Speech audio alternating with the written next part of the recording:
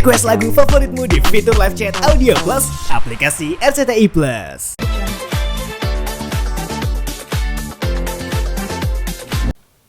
Usaha abang dari 2015. Dan memang untuk menafkahi keluarga melalui Dari situ makanya kan lucu kan, gitu dia membunuh penghasilan membunuh penghasilan pencari nafkahnya sendiri. Jadi lucu gitu. Sementara nafkah saya setelah keluar rumah pun tidak putus kan gitu ya. Sampai detik ini juga masih ngasih. berapa? Nominal aja. Privacy lah. Kayak gitu. Oke, Bang Aron, terkait dengan laporan KDRT di Polres Tangerang sejauh ini sudah sampai mana Bang prosesnya, kalau boleh tahu? Oh, itu on the track ya, berjalan dengan baik. Polisi juga profesional dan pihak pelapor juga sudah diperiksa. Ya, nanti ya nggak terlalu lama nanti pihak terlapor pasti dipanggil dan diperiksa sesuai dengan manajemen penyelidikan sesuai Perkap nomor 6 dan Undang-Undang Kepolisian itu jalan, no problem, jalan Bukti-bukti visual apa segala macam? lengkap. Kalau nggak ada bukti nggak bakal diterima bukti laporan. Itu kita udah punya alat bukti yang cukup sesuai dengan ketentuan aturan tadi, dan visum apapun, video, foto, voice note, semua yang berkaitan dengan peristiwa kejadian itu, peristiwa hukumnya ada, dan itu jalan. Saya pastikan kasus ini jalan sampai ke pengadilan. Seperti itu. Tapi artinya tetap dilaporkan juga Bang? Apa? Gugatan perceraian tentang adanya kekerasan verbal sendiri ke klien apa? Intinya begini, silakan aja permohonan perceraian dilakukan, itu kan hak masing-masing orang.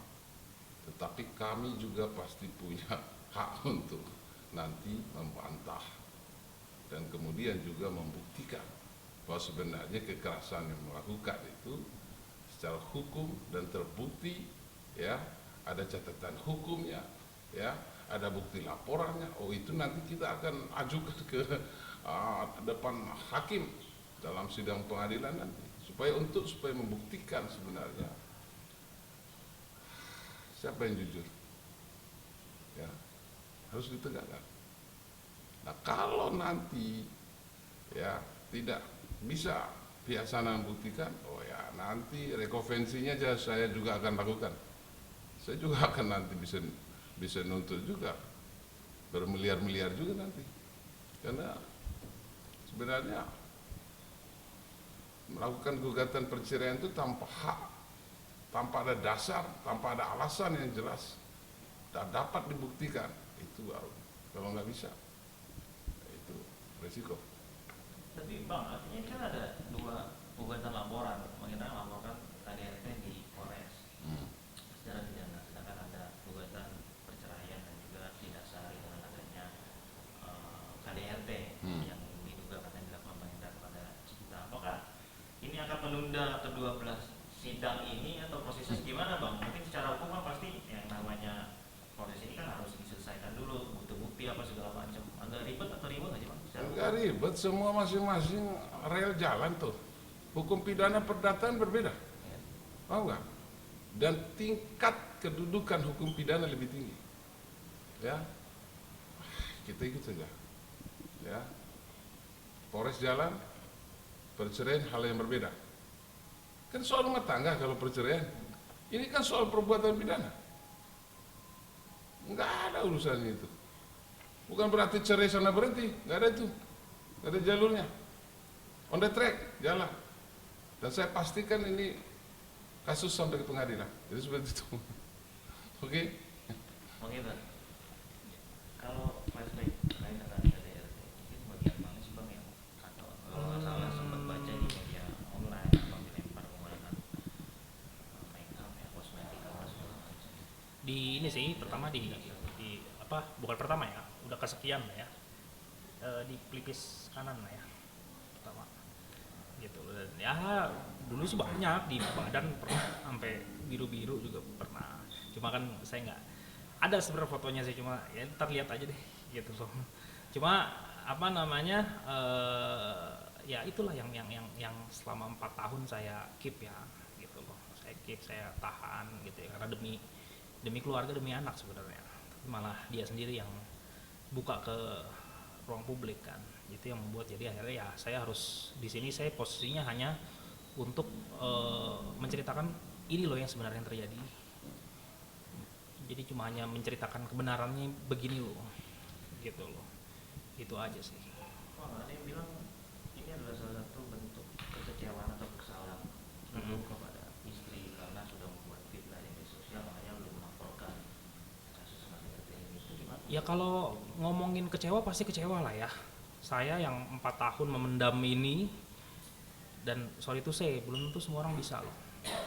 Sorry to say ya, belum tentu semua orang bisa loh mendem kesakitan 4 tahun sendiri, nggak cerita sama siapa gitu ya. Sedangkan dia dengan mudahnya mengumbar personal keluarga ke ruang publik. Ya sudah, di sini saya hanya ingin menyelamatkan mental anak saya ke depan kan. Dimana berita ini kan akan nggak bagus buat anak saya 10-15 tahun ke depan. Gitu. Makanya di sini saya harus membicarakan ini yang sebenarnya terjadi. Gitu loh. Ini yang sebenarnya terjadi, bukannya lebih ke arah bukannya kecewa atau kecewa, pasti semua orang juga pasti kecewa lah. Ya saya merasa kayak loh kok begini, saya nahan 4 tahun nggak ungkap kemana-mana, malah kamu yang ungkap kemana-mana. Saya jaga ini 4 tahun, kamu nggak bisa ngejaga. Ya udah, jadi saya di sini bentuknya adalah lebih ke arah mau menceritakan kebenaran yang sebenarnya terjadi itu ini loh. Itu aja sih. Tapi udah berpikir jangka panjang nggak sih? Artinya kan ini pidana, masalah serius. Kenapa nggak sekalian misalkan kalau misalkan Mas kecewa langsung saja melakukan gugatan perceraian, tapi justru malah istri yang Karena kita sudah melakukan proses yang benar ya. Kita sudah kirimkan somasi gitu ya. Somasi it means kan undangan untuk kita mediasi. Tapi pada kenyataannya yang bersangkutan tidak memenuhi kan. Tidak datang, malah suruh kita yang datang lah. Lucu kan? Yang ngasih undangan kita, masa kita yang datang ke yang kita undang, itu kan nggak make sense kan. Ya harusnya kalau mungkin ya kemarin kalau dia menghadiri somasi yang sudah kita kirimkan gitu ya, harusnya nggak perlu ada laporan loh, seharusnya loh. Dia malah kirimkan cuma nanya surat sanggahan, ya berarti mereka kan nggak ada itikat baik kalau saya lihat untuk bermediasi. Ya udah, mungkin kita perlu bermediasinya di kantor polisi, dihukum gitu loh. Karena kan kita media itu kan somasi itu kan kita mediasi masih kekeluargaan loh sebenarnya kan, belum ada laporan atau segala macem. Berarti kalau misalkan dia maunya bermediasi di pengadilan ya sudah, berarti memang itu maunya mereka gitu loh. berarti artinya lu sendiri sudah siap Pak kalau pada saat itu memikirkan bahwa ya udah mau bisa aja sampai ada gugatan ini.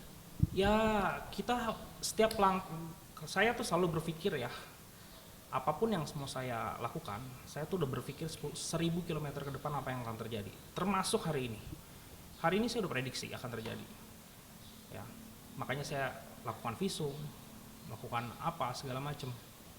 Bukti-bukti yang saya siapkan, just in case kalau sampai terjadi dan benar terjadi, yang saya harus mengungkap kebenaran, gitu ya, mengungkap fakta yang terjadi yang sebenarnya.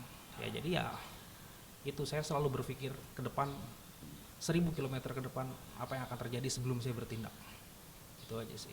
Tapi Pak, masih ada pintu damai nggak sih? Secara mungkin lo berpikir bahwa ini ada anak gua juga, ini adalah ibu dari anak gua juga. Apakah mediasi nanti akan ada pintu yang akan terbuka?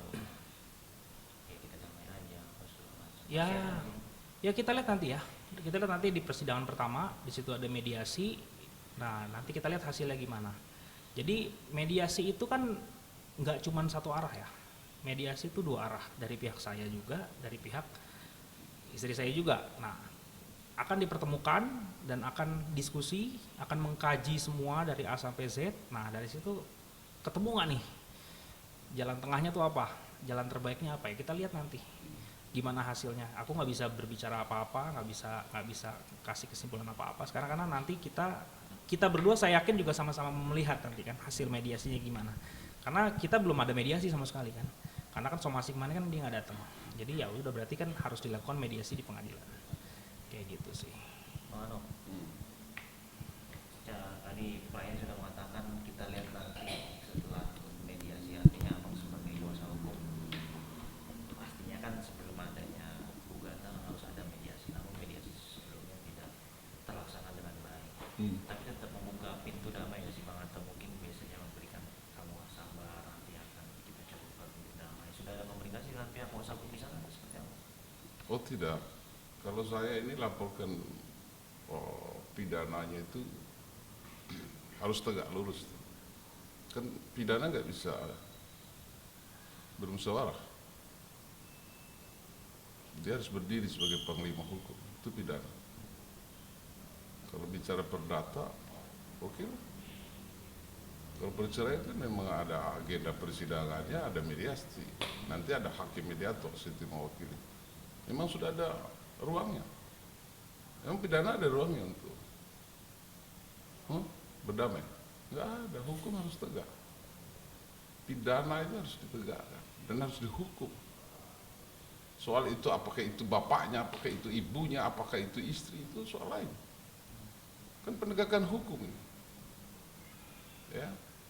Maka saya bilang tadi, bedakan. Ini soal perceraian itu soal pada bagian lain, di mana di situ ruangnya adalah ruang pernikahan, diatur oleh Undang-Undang Nomor 174 dan seluruh turunannya. Nah, itu ada ring kerjanya itu. Tapi soal pidana kan soal perbuatan orang. Coba kalau kita coba dengan hukum pidana, ada seseorang yang memaling kambing, lalu tiba-tiba ketangkap, lalu ambil kambing kembalikan damai, itu bisa? Kan nggak bisa. Karena yang dihukum itu perbuatan. Maka perbuatan itu tidak bisa hanya sekedar kita tadi bicara win-win solution gitu. Karena negara itu harus dia hadir untuk menuntut itu perbuatan. Nah, nanti kesana tuh jalurnya. Jadi jangan kita berpikir bahwa persoalan hukum pidana itu gampang dimediasikan. Nggak ada ruang mediasi kalau pidana.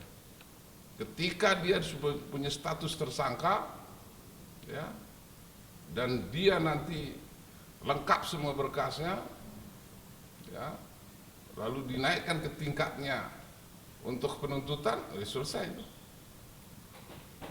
Walaupun kita buat nanti perdamaian juga nggak ada mempengaruhi itu tetap jalan proses penuntutannya sampai ke pengadilan. Jadi seperti itu aja deh.